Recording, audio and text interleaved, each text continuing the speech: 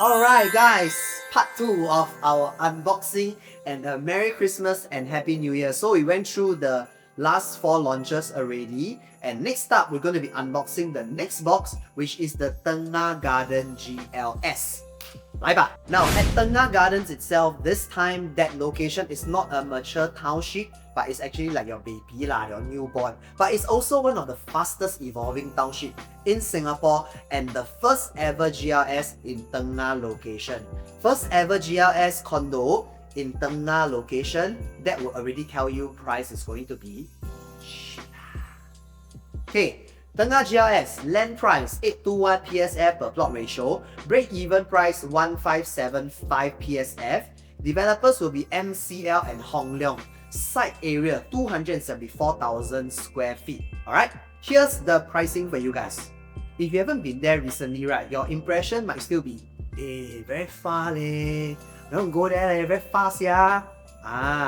But if you drive there, what you would see is a township that is about 50 to 60% completed, HDB MOPs left, right, center, infrastructure is aggressively building there. So when it comes to Tengah, right, the government isn't like experimenting already. They are building a new hub over there already.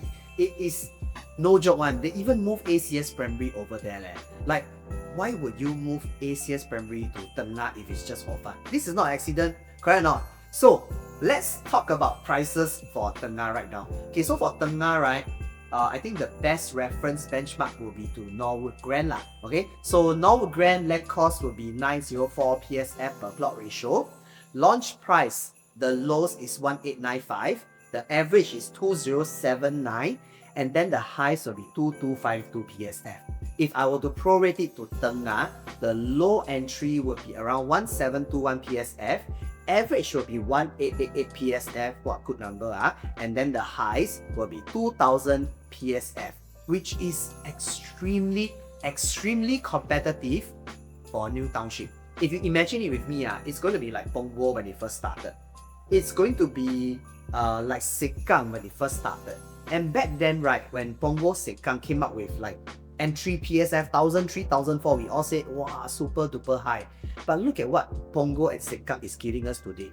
What I see is actually a replicating feel of Tengah every time I drive from the Tengah itself. And if you guys are not very location centric, meaning to say you don't need to force yourself to stay there, or you are open, right, just want to buy something that has good potential and low entry, this one really must look out for it. Alright, I'm going to be introducing to you guys the cheapest largest concept.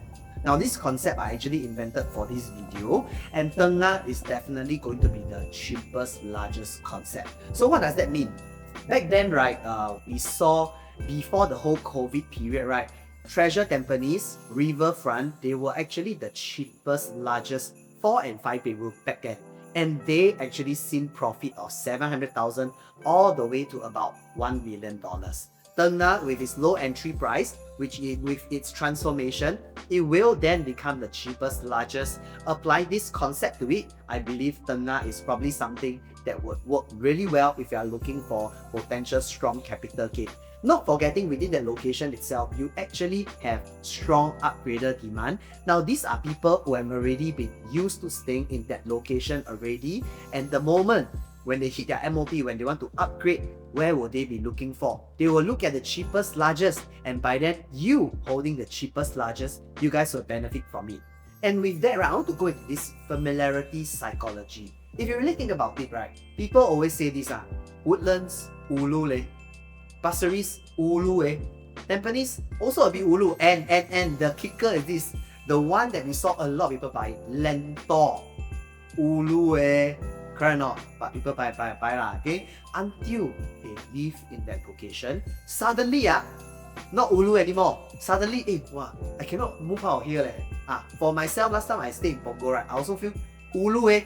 But then a lot of people after they stay in Punggol, they cannot move out of Punggol because familiarity changes the perception of ulu-ness, and infrastructure actually improves and changes the reality of the ulu-ness in there. Okay, so this is something that we are potentially going to be seeing happening for Tengah as well. Now, who will this project be for? If you guys are the long-term strategic person and you are open to new townships, looking for new township transformation with strong infrastructure, this one, I think you guys cannot miss it out. Alright?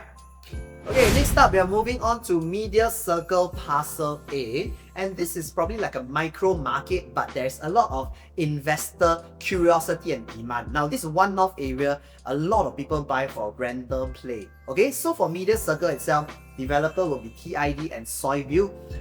Comparing a near project, this would be Bloomsbury. Bloomsbury land cost is 1191 PSF. The launch price back then for Bloomsbury was 2348 per square foot, averagely 2550 per square foot, and the highs of 2716 per square foot. For Parcel A land cost, it was bought at 1037 PSF per plot ratio. Now, if I were to prorate this against our pricing, right, we will probably see a low entry price of 2044 PSF to average of 2177 PSF to the highs of 2364 PSF. Now, here's the important thing for you to take note. Even though Parcel A is cheaper, developers are unlikely to undercut Bloomsbury. Now, why is that so? For main two reasons. Okay, number one, neighboring launches, they actually set price expectations. So I always tell people this, just because the land cost is bought cheap doesn't mean the developer must sell you cheap. It is really largely based on the demand and the location, the climate of the market, and what's the momentum happening right now. If everything is on the upside, why should I sell you cheap?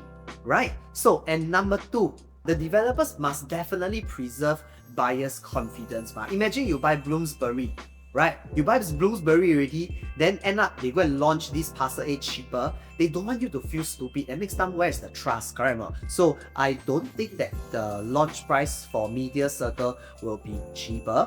I do expect it to become competitive, just like Bloomsbury, but more importantly, right, is to understand why this location still has its draw and whether it suits you or not. And with that, right, who is suitable for this project? Now, if you're somebody who wants to capitalize on the One North rental ecosystem as well as the transformation story, then of course this launch would be your next entry point. So for buyers who are looking for rental play and long-term rental hold, this location, it is for you. Alright? Okay, so now we go on to Bayshore GLS. Okay, Bayshore GLS is something that I've been very excited about. Why? Because when I first started my journey as a real estate agent, I always drive past Bayshore, and back then there was only 3 old projects over there.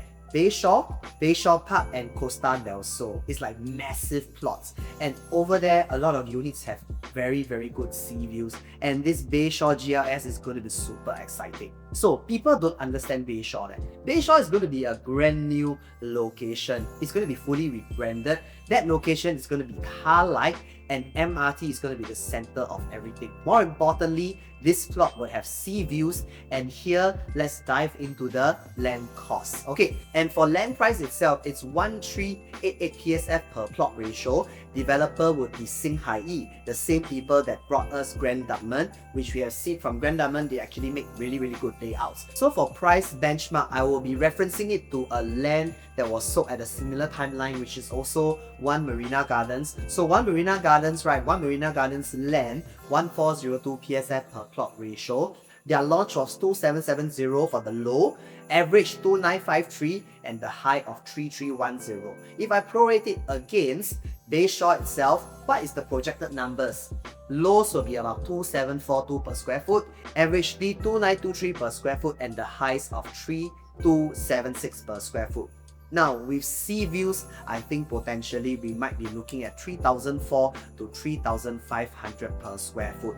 So in terms of transformation, this actually falls into the infrastructure phase of East Coast, and you will realize that the East Coast condos, which are in the MRT locations, has already established acceptance of price between 3000 to about 3003 per square foot. Bayshore itself is phase 2 of this transformation phase. In addition, land betterment charge also increased more than 12% over here. Now, what does that mean to you? The government is signaling to us that we are going to be investing resources in this location itself. That means moving forward, the overall value of this place will also start to go up consistently.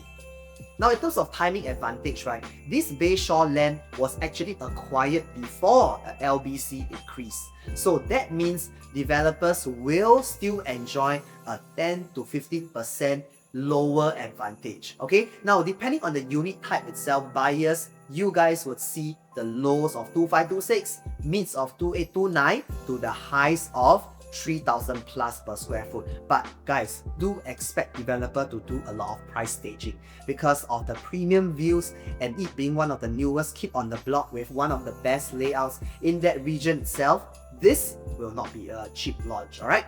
So who is this going to be for? Right, if you guys really want to be the front runner of the East Coast plan, this is the only new stock for you. There are some post launches which we probably can discuss offline. If you guys want to know more, just hit me up over there. But this will be a lower price without the new LBC premium for a long while. And last but not least, it will be Lentor Gardens. Alright, so we head all the way to the north to a zone that has a love-hate relationship with the market. Why love-hate? Because some people say oversupply. But yet when they try to buy, 买不到. So love-hate lor. Okay, so let's unwrap this Lentor Gardens together. Okay, so Lentor Gardens, the land is 920 per plot ratio. I'm going to reference this back against Lentor Central, which was purchased at 982 PSF per plot ratio. Now, Lentor Central was launched at the low of 1982 PSF, average 2222 per square foot, and the high of 2586 per square foot. If I were to prorate it right for Lentor Gardens, we will be looking at a low of 1856, averagely 2081, and a high of 2422 per square foot. This would actually make it the lowest cost entry in the Lentor collection next year.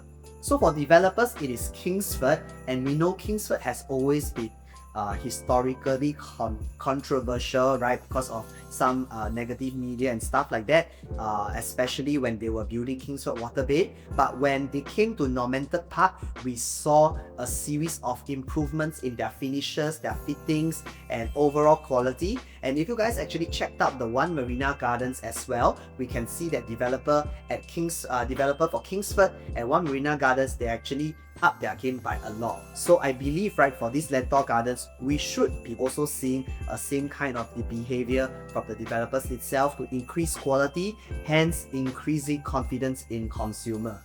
Of course, for some of you out there who are looking for a prestigious developer, they definitely still lack that kind of prestige that or the kind of brand name that we are looking at, but the product that they are coming up with is no longer substandard, and to me, I think that is actually a plus.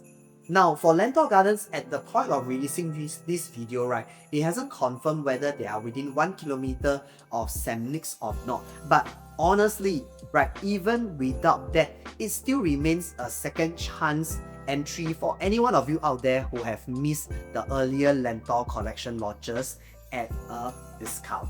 So who is this project for? If you guys want entry price that is competitive with proximity to MRT station in a transformation zone, and if you are not so iffy about the prestige of the developer, then this definitely is a good value proposition for 2026. So to wrap it all up, right, my part 1 and part 2 of my project unboxing, let me unbox this important box for you, our mindset. Alright, Roy, talk about mindset, 你为什么? Yes, it's really true, because even myself as a buyer, I also fall into this trap. If you are a buyer buying in 2026, ask yourself 3 questions. Okay, first thing, is this in a transformation zone? Number 2, now does it tap into a natural demand for upgraders, or does it give you a strong rentable base? Number 3, was the land purchased before construction costs surge? Now, if the answer is yes for at least 2 of these questions, then you are probably not just buying another property, you are actually buying something early into a cycle and you are able to capitalize on it. Here's something I want you guys to hear out loud and clear. These new launches don't change your life, but preparation helps you to change your life. This is the time that we actually prepare before the market launches the product, because all these property decisions need a lot of time, need a lot of planning, need a lot of scenario play out, need a lot of viewings just to know what suits you on the long term or whether you're looking for a short term play. So don't just focus on chasing the next launch, chase on preparation, know what you are doing, and that is what we are doing for you today right here. And that's all we have for you for all our Christmas unboxing. Yay! Finished! And next up, right, we will be sharing with you our top 3 choices with 3 special presents for you guys. And again, I'll be throwing out one-to-one consultation as a bonus present if you guys want to hear directly from the horse's mouth. Okay, so once again, if you guys enjoy this video, you like the research that I put in, you like the energy that I'm giving to you guys, please help me like and subscribe, because this will give me energy for part 3. And subscribe so that you won't miss the top 3 picks, which will be releasing by when? Before Christmas? After Christmas? Releasing before Christmas present for you, okay? So please subscribe. Okay, I'll see you again. I'll see you guys later.